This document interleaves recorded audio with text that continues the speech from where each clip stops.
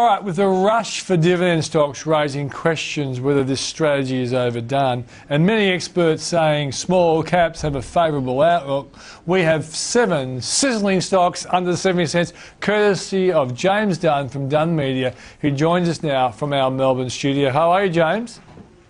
Good evening, Peter. Very well, thank you. Now, mate, the reason why I wanted you to have in the program, because you wrote this up for our Switzer Super Report, and I was the smart guy who came up with 7 sizzling stocks under 70 cents, just in case people thought you brought it up. No, it wasn't me. I don't alliterate well. No, you don't. But you do research well, though I did notice that a potash story probably made one of your stocks a little bit challenging. Well, it did. Interesting that potash came into the headlines after I'd included a potash stock, and we don't have very many of those in Australia, Peter. We to my knowledge, we only have one, Potash West. Yeah. And of course, wrote about that in the article, and then the potash price fell out of bed because the cartel in Russia that's kept profits or kept prices very, very stable and links them to farm production. Been a reasonably good deal, but they fell apart. And then you had BHP reacting, talking about its massive potash potential play at Jansen in Saskatchewan in Canada. Yeah. They regard that, they've talked about that as possibly, or Marius Kloppers used to talk about it as possibly their 5th pillar, potash. Because, Peter, what this comes down to is that we know that there's going to be many, many hundreds of millions of people added to the world's population by 2050. Estimates go as high as 2 billion people. So we're going to need to feed those people, and strain is going to be put on our feed supplies. So potash, which allows the developing world to get better crop yields and allows the developed world to get better yields out of the same amount of farmland and not cut down forests for farmland, it's a very, very potentially profound commodity. And eventually the price, when you get through these short-term cartel issues, eventually the price, if it went to an openly traded market, the demand would be such that the potash price would rise. And so one of these stocks, as you mentioned, Potash West, sitting on probably the world's largest known deposit of glauconite, which contains potassium oxide, which is used in potash fertilisers. That's in Western Australia. Massive potential prospect, and Australia doesn't produce any potash at the moment, Peter. It's one of the... I think there's only potash and platinum are the only gaps in our commodity production. We produce pretty much them all, and potash is one gap that Potash West might be able to fill. Yeah, well, when you wrote it was 13.5 cents. Have you been able to check that one out today? My colleagues haven't put the chart up, and I'm sweating on them actually doing it. But do you know what it's currently trading at? I think it's 13 cents, Peter. So it's come down a little bit in, it's nothing. The last week, and it did react negatively to that breaking up of the potash cartel in Russia. Yeah, that's nothing, James. It's still worth a watch. That's a beauty. Let's go to the other one, IMA Group. Tell us about that. Well, IMA Group is an automotive aftercare business which is pretty solid. It ran into a bit of trouble though, Peter, like a lot of industries in the late 2000s. It was considered ripe for aggregators. So IMA Group was bought up by another business which was aggregating businesses in the automotive aftercare market, and that fell into debt problems, and the founder, Ray Malone, had to buy his business back out of that aggregator, and it's really been turned around. It's had a fantastic couple of years. Malone has really turned the group around. It's one of those businesses, Peter, that you find with a fantastic work culture.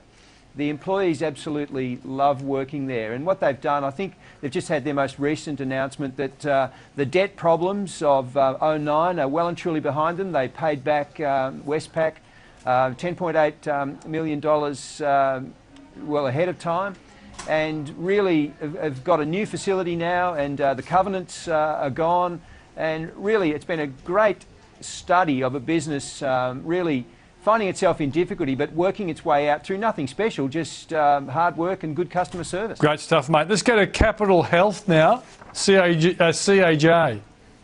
Yes, diagnostic imaging, and really been a great business in that field. I think it's the only listed company that's involved wholly and solely in diagnostic imaging. Looks good too.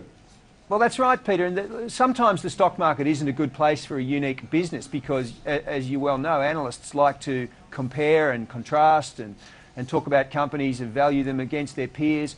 This one is effectively on its own, and it's a very good, solid Victorian-based business. MRI, I think just the effectiveness of scans, they're getting better, the technology's getting better, people are ageing, there's greater government support for what Medicare will pay for in that field. And you have one of those businesses that are quite rare where a lot of factors are basically pushing business their way. Yeah. Let's go to the Caledon Group now, mate. Yes, Caledon Group, which is an insurer, it was, and a reinsurer, which Australian companies have been, well, they haven't had a great track record uniformly in the reinsurance field, Peter. No. But Caledon is, it bought some insurance groups and put its business together. And look, it was really writing policies for itself only, its own insurers within the business, but it's really had a change of heart, and its new model is to also act as an agent for other insurers. So 3 large global insurers, including Great Lakes from the United States. So Caledon now writes premium income from not only for itself, but also for 3 global insurers. So it's really strengthened the business, and it's gone back into reinsurance after a small hiatus, and that seems to be going well for it too. So I think it's a pretty solid Australian success story at the moment. Yeah, and the chart looks pretty good as well, mate. Let's go to Red Fork Energy next. Yes, the Big River Mississippian project in Oklahoma in the United States, and petroleum from there. Red Fork Energy is very well positioned in what is a very exciting field in the United States, and it just had a really spectacular June quarter, Peter. It lifted production by 33%, it lifted sales by 62%, and roughly the same proportion, 60-odd%, increased its proven reserves. So it had a really good quarter, and it's cashed up, and in a very exciting petroleum province in the United States, Red Fork Energy is very well positioned. Yeah, its chart doesn't look all that good, mate, but given what you said, it really is worth having a look at. It looks as though it's stabilising at the low levels. What kind of share price? Yeah, around the 44 cents. It looks as though it's stabilising, so that could be... That's right, Peter. A lot of the time, I'm very conscious when you do this exercise, a lot of the time you uncover stocks that have moved really well, and people say, oh, what's the point of that? Why didn't you tell us about them, you know, before they doubled or tripled in price? Yeah. That is exceptionally hard to do, and if I could do that, Peter, I wouldn't be sitting here talking to you. I'd be on my yacht in the Bahamas. No, that's crap. You'd still be here talking to me because you love being with me, you know that. I'd be Skyping you from my yacht in the Bahamas. That's right. Avita Medical, AVH. I really like this one, Peter. I've always been interested in the biotechnology side in Australia. We have such great life science that's done here in our universities, and this is a classic example. This is the ReCell skin that's made from a patient's own skin cells. It was invented by Dr. Fiona Wood in Western Australia, and she's still a non-executive director. And look, the first company that was formed to commercialise this, Peter, did run into difficulties. And Avita then, the company was reborn as Avita. But when you make this artificial skin graft equivalent or an analogue from a patient's own skin cells, you don't have that risk of rejection that's always been a big problem. And so it's opened up these amazing possibilities for the Avita ReCell technology, as they call it. At the moment, Peter, a very big trial is being done in the United States on burns and chronic scalds. And that's being helped along by the US Department of Defense because its doctors have declared ReCell a potentially transformational technology in the treatment of bad wounds and burns. Now, it's also got great applications in children's wounds. It's not just a military thing, but that's who is funding the first clinical trial for Food and Drug Administration approval in the United States.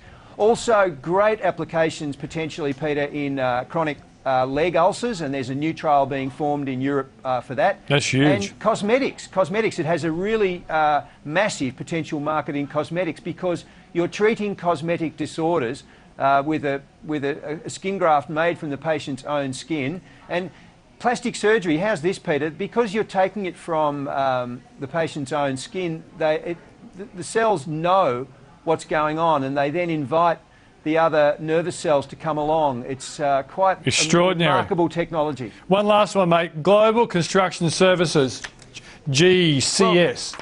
Well, yes, one of the resources services companies, Peter, that have been hammered in recent months. But GCS just won a pretty big contract with Woodside for all the scaffolding on the Northwest Shelf expansion. So that's going to underwrite some fair degree of confidence for them going forward. Like all of those companies, it has been hit as that boom expenditure comes off quite substantially. But that big contract from Woodside is a very, very good one, and I think possibly makes GCS stand out as one of those stocks that might have already bottomed out.